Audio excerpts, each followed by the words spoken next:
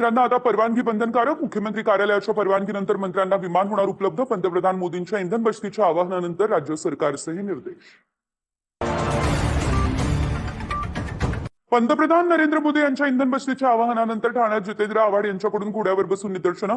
फडणवीसांनी बैलगाडीनं प्रवास करावा. ठाण्याच्या महापौरांना टीएमटी मधून प्रवास करण्याचं पत्र. पुण्यात पालिकेजवळ वसंत मोरेंचं घोड्यावर बसून आंदोलन.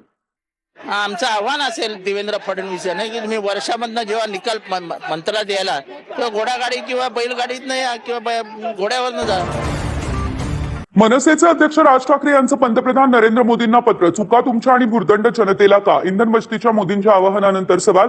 तुमच्या मन की बात खूप झाली, आता खऱ्याखुऱ्या अर्थतज्ञांची मन की बात ऐका. राज ठाकरेंचा हा कोचक सल्ला. पंतप्रधान नरेंद्र मोदी यांच्या आवाहनानंतर राज ठाकरेंच्या पोटात दुखायला लागलंय. मोदींना सल्ला देण्यापेक्षा राज ठाकरेंनी पक्षवाढीचे प्रयत्न करावे. राज ठाकरेंच्या ट्विटनंतर भाजपच्या नवनाथ बन यांचीही टीका.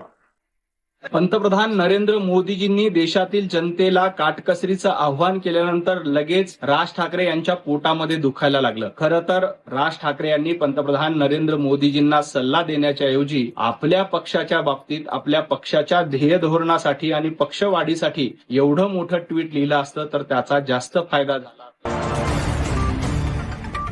पंतप्रधान नरेंद्र मोदी यांच्या सूचनांमुळे सर्वसामान्यांमध्ये अस्वस्थतेचं वातावरण.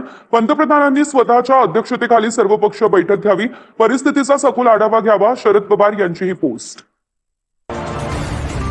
पंतप्रधानांच्या आवाहनाला मुंबई भाजप अध्यक्ष अमित साटम यांचा 25 गाड्यांच्या ताफ्यासह उदंड असा प्रतिसाद. रोहित पवार यांचं खोचक ट्विट. सत्ताधाऱ्यांची अवस्था म्हणजे लोकांसांगे ब्रह्मज्ञान आणि स्वतः कोरडे पाषाण अशी टीका.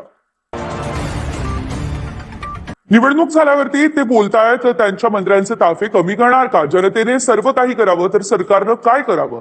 शेअर मार्केट, जॉब यावर काय परिणाम होणार याचा विचार केलाय का?